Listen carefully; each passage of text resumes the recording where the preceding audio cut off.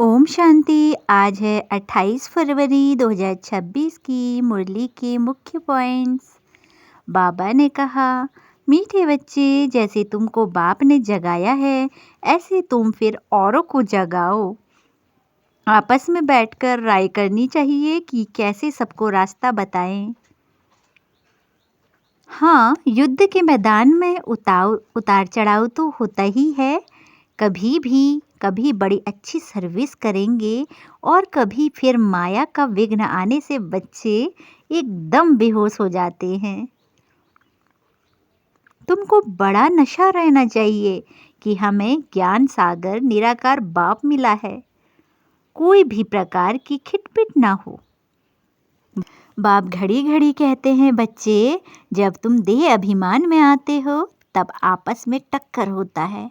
यहाँ तो देही अभिमानी बनना पड़े।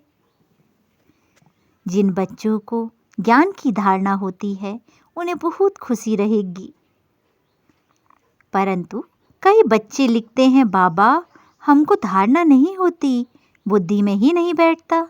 वास्तव में जिनकी तकदीर में नहीं है उनसे तदबीर भी नहीं होती। जिन बच्चों को ऊंच पद पाना है वह तो सदैव सर्विस में लगे रहेंगे। अब सुनते हैं महावाक्यों को विस्तार से। मीठे बच्चे, तुम ईश्वरी संप्रदाय हो, तुम्हें ज्ञान सूर्य बाप मिला है। अभी तुम जागे हो तो दूसरों को भी जगाओ। प्रश्न, अनेक प्रकार के टकराव का कारण तथा उसका निवारण क्या है? उत्तर, जब देह अभिमान में आते हो तो अनेक प्रकार के टकराव होते हैं। माया की ग्रहचारी बैठती है। बाबा कहते हैं, देही अभिमानी बनो, सर्विस में लग जाओ। याद की यात्रा में रहो तो ग्रहचारी मिट जाएगी। ओम शांति। रूहानी बच्चों के पास बाप आए हैं श्रीमत देने व समझाने। यह तो बच्चे समझ गए हैं कि ड्रामा प्लान अनुसार सारा कार्य होना है। बाकी समय थोड़ा रहा है। इस भारत को रावणपुरी से फिर विष्णुपुरी बनाना है। अब बाप भी हैं गुप्त, पढ़ाई भी है गुप्त।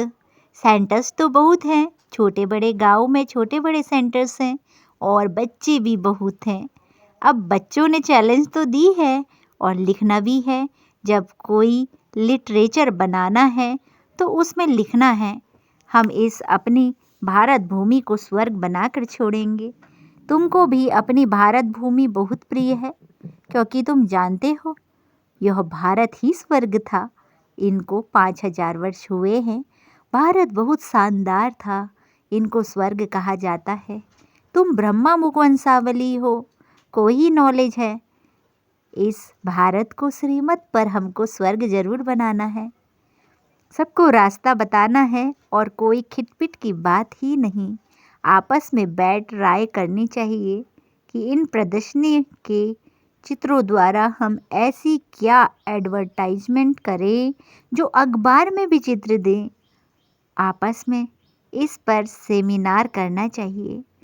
जैसे गवर्नमेंट के लोग आपस में मिलते हैं, राय करते हैं कि भारत को हम कैसे सुधारें।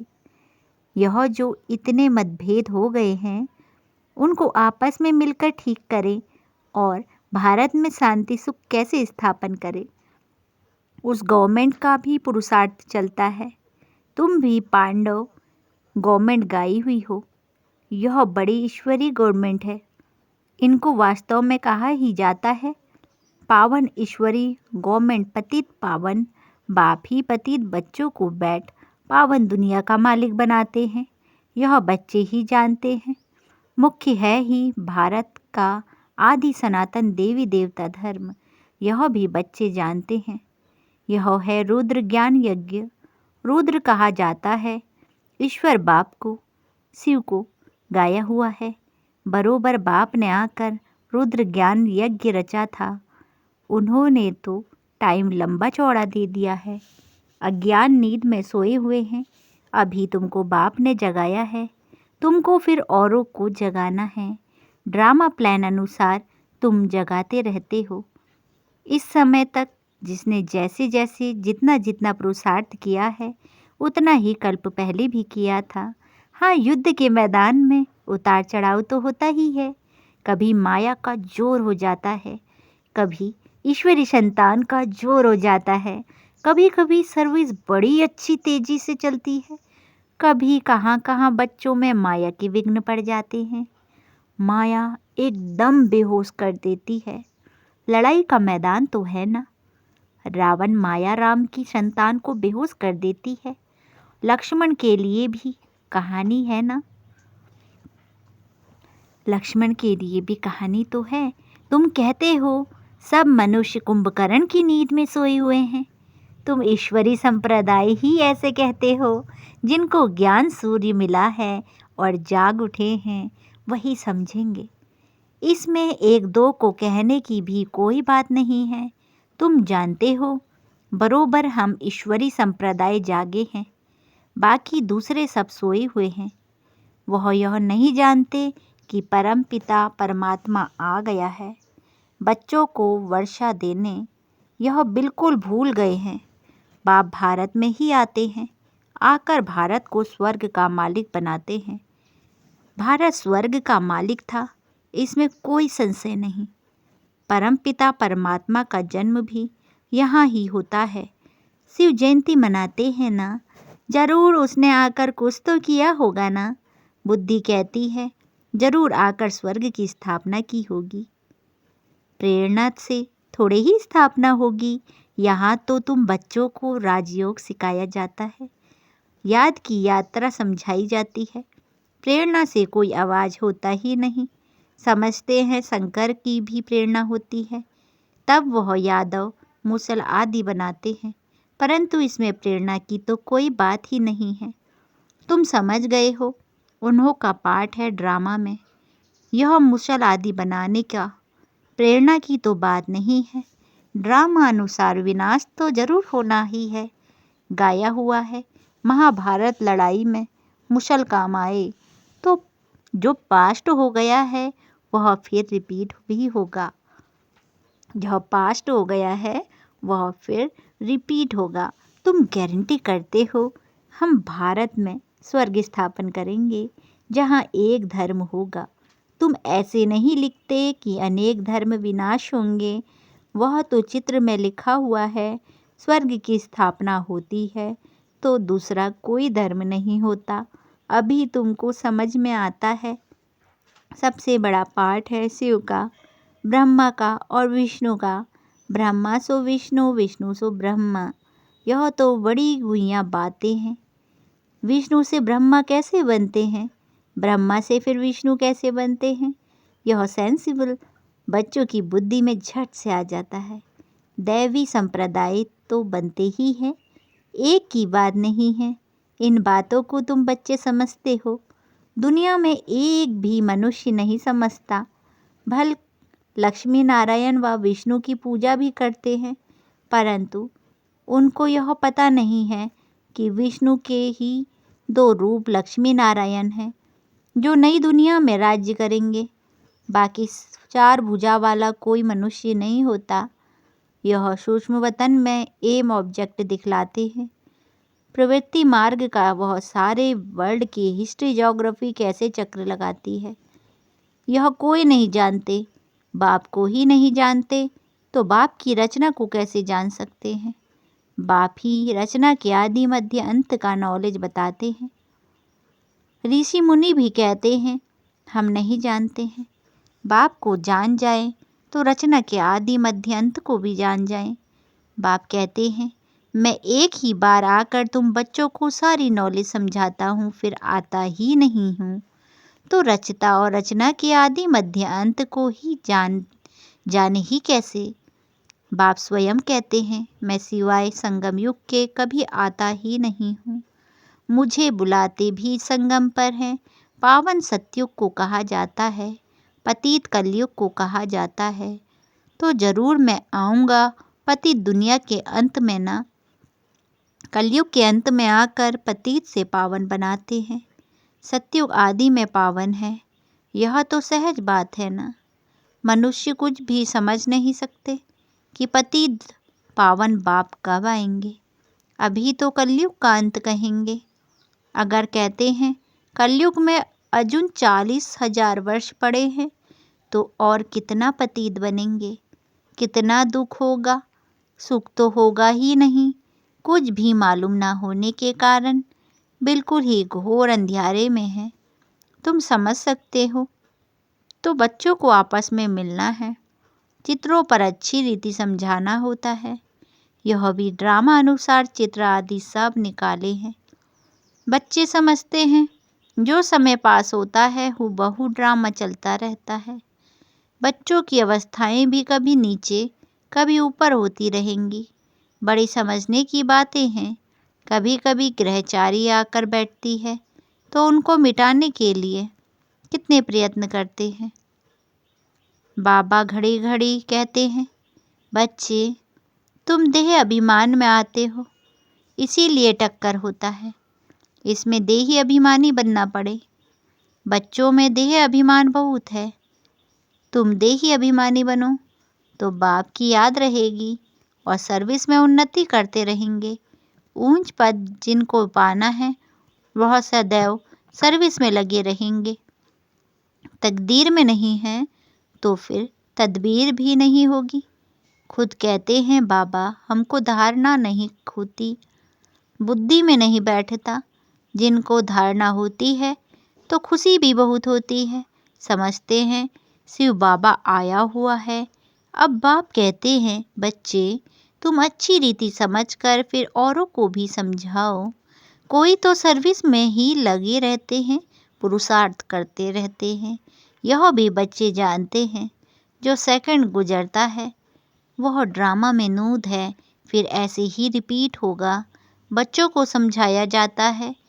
बाहर भाषण आदि पर तो अनेक प्रकार के नए आते हैं सुनने के लिए। तुम समझते हो गीता वेद शास्त्र आदि पर कितने मनुष्य भाषण करते हैं।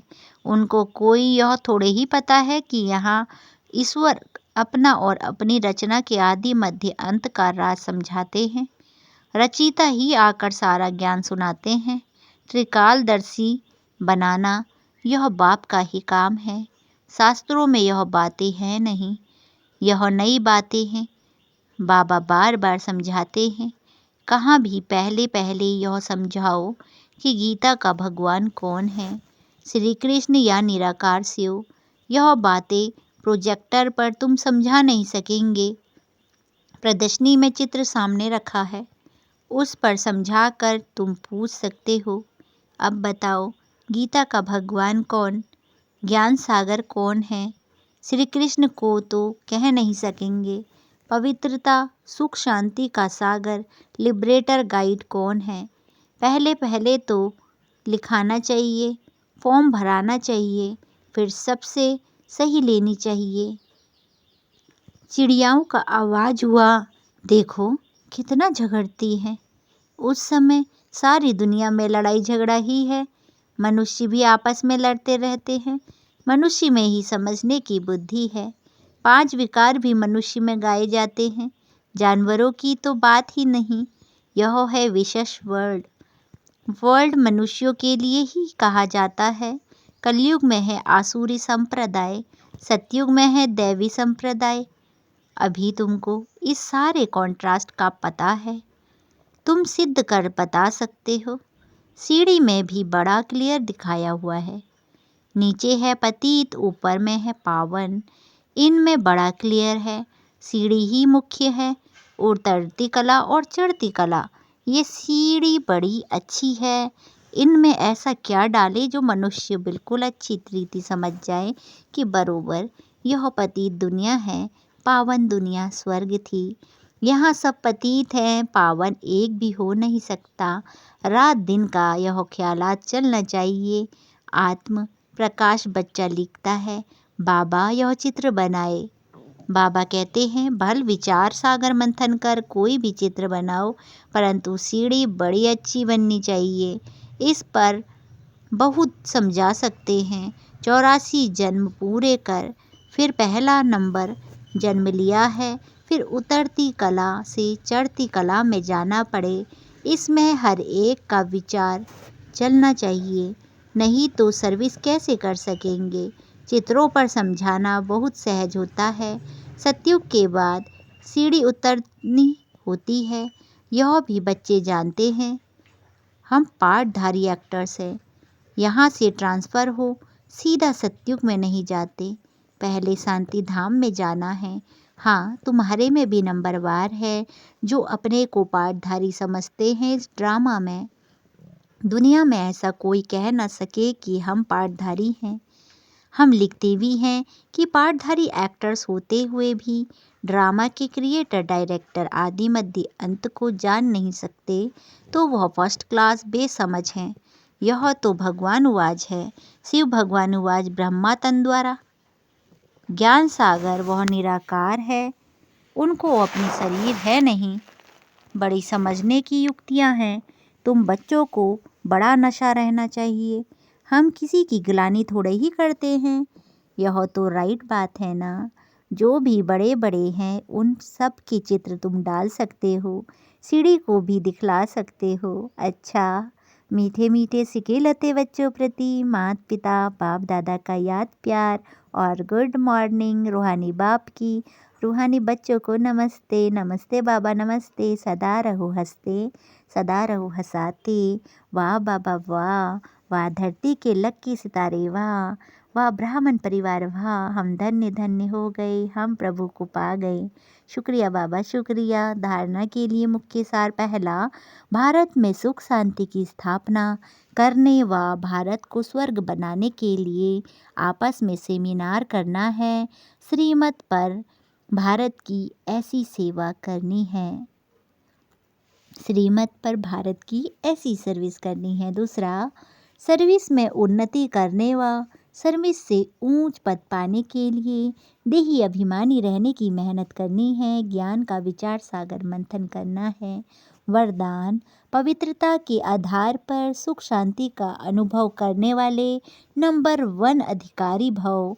पवित्रता के आधार पर सुख शांति का अनुभव करने वाले नंबर 1 अधिकारी भव। विस्तार, जो बच्चे पवित्रता की प्रतिज्ञा को सदा स्मृति में रखते हैं उन्हें सुख शांति की अनुभूति स्वतः होती है। पवित्रता का अधिकार लेने में नंबर 1 रहना अर्थात सर्व प्राप्तियों की नंबर 1 बनना।